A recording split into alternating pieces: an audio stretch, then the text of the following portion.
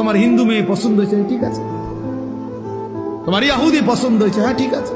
এখানে অন্য কি? তোমার যেটা ভাল লাগে এটা, তোমার যেটা মন চায় এটা, তোমার পছন্দই তোমার জীবন।